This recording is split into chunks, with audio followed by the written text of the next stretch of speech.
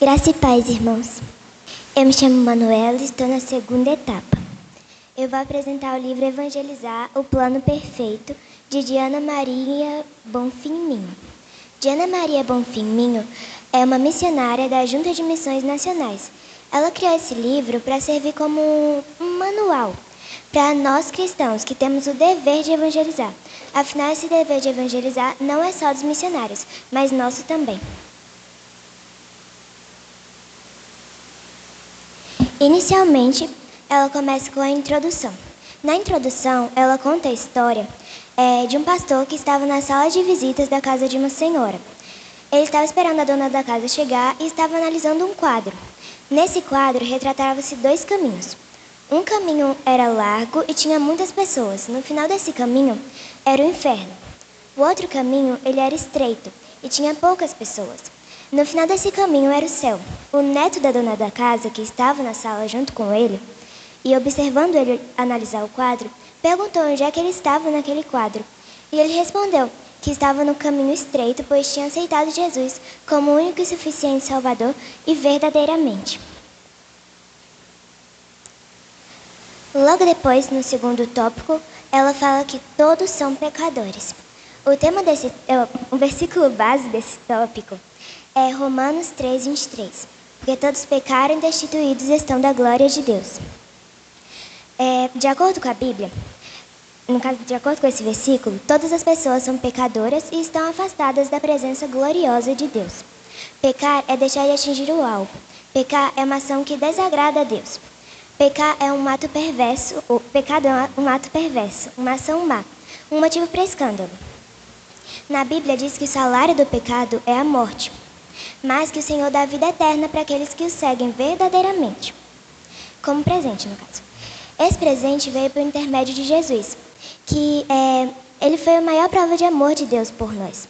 Como diz lá em João 3,16, porque Deus amou o mundo de tal maneira que deu seu Filho unigênito, para que todo aquele que nele crê não pereça, mas tenha a vida eterna. Jesus, ele não cometeu pecado, mas ele pagou um castigo que era nosso. Nós somos pecadores, mas Jesus, sendo santo, pagou esse castigo que era nosso. E na Bíblia diz em 1 Coríntios 15, versículo 3 e 4, diz que Cristo morreu pelos nossos pecados, foi sepultado e 3 dias depois ressuscitou. A Bíblia diz que todas as pessoas são pecadoras e que o salário do pecado é a morte, como eu já disse. E existem muitas pessoas que não entendem que a salvação ela vem por intermédio de Jesus. E essas pessoas desprezam o sacrifício de Jesus e procuram essa salvação por meio de outras coisas, como boas obras, religião, batismo, reencarnação, santos, rezas, espíritos, entre outros. Mas nenhum desses esforços pode eliminar o poder do pecado.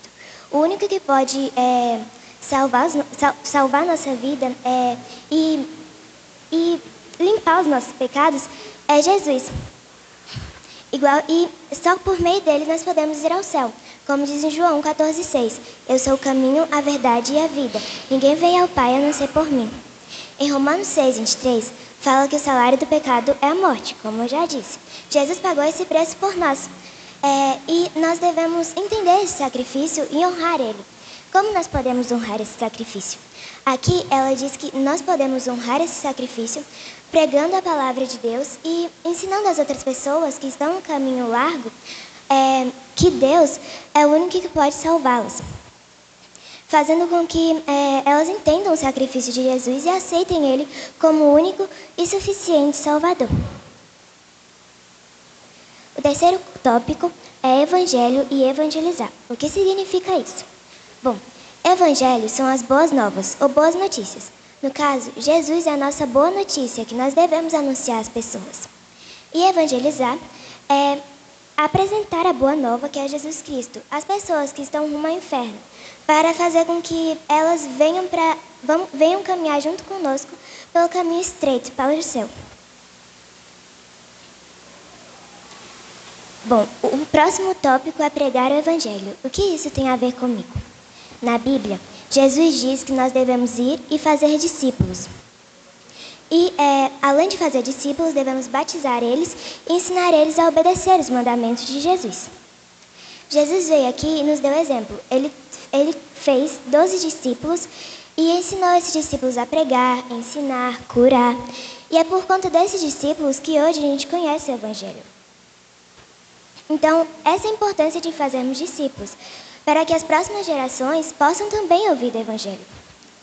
Continuando esse assunto de pregar o Evangelho, ela cita uma área chamada Janela 1040, que é uma área onde vivem pessoas que nunca ouviram falar de Jesus uma vez sequer. E ela diz que nós precisamos orar para que Deus possa agir por intermédio dos missionários, para que essa área possa conhecer Jesus. Sou uma testemunha de Jesus. E aí, o que devo fazer? Bom, testemunho é uma declaração sobre alguém ou sobre um fato, com o objetivo de convencer alguém. Nosso testemunho é o testemunho cristão. Nele nós contamos algo que aconteceu na nossa vida, que nós podemos ver a mão de Deus, o agir de Deus naquele momento. A propósito, o testemunho você compartilha com outras pessoas algo que aconteceu na sua vida. Então elas não podem nem interferir, nem dizer que é mentira. Porque você está dizendo o que aconteceu na sua vida. Elas têm que acreditar em você. Sobre isso de testemunho, aqui ela dá 6 dicas de como você pode falar esse testemunho para uma outra pessoa. A primeira dica é procurar ter uma vida de comunhão com Deus. Orando, lendo a palavra, jejuando, ensinando, entre outros. A segunda é pedir a Deus para que Ele mostre a pessoa que você pode evangelizar. A terceira é orar pela pessoa que Deus colocou em seu coração. A quarta é marcar um encontro com essa pessoa, seja na sua casa, na casa dela ou em qualquer outro lugar. A quinta é perguntar se ela pertence a alguma religião ou pertence a alguma igreja, ou frequenta alguma igreja. E nisso, depois da resposta dela, você pergunta se pode compartilhar o seu testemunho cristão com ela. E sexto, você compartilha o seu testemunho de conversão a Jesus a ela. Logo depois de compartilhar o testemunho, você pode apresentar a ela o plano de salvação. Aqui ela dá 3 ideias de como apresentar o plano de salvação. Eu vou explicar cada um. Bom, aqui representa um lugar, né, escrito o nome pecador. E aqui do outro lado é escrito o nome Deus e Santo. Entre eles tem uma cruz com o nome pecados. Você vai explicar para essa pessoa assim, que ela está aqui e deve tentar se aproximar de Deus. Mas para isso ela deve se arrepender dos seus pecados e aceitar o sacrifício de Jesus na cruz por nós. E só assim ela poderá se aproximar de Deus e passar pela cruz. O segundo meio de explicar o plano de salvação é por meio da pulseira de contas coloridas. Essa que eu estou no meu braço. São 6 cores e cada uma tem um significado. A primeira conta, a amarela, significa as ruas de ouro, do céu, onde Deus está. A segunda conta, a preta, significa o pecado. A terceira conta, a vermelha, ela significa o sangue de Jesus derramado na cruz por nós.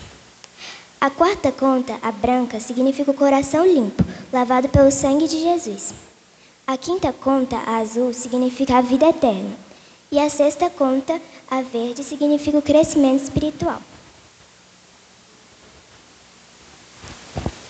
E o terceiro modo de explicar o plano de salvação é por meio dos dedos da mão. Não dá muito para vocês verem, mas...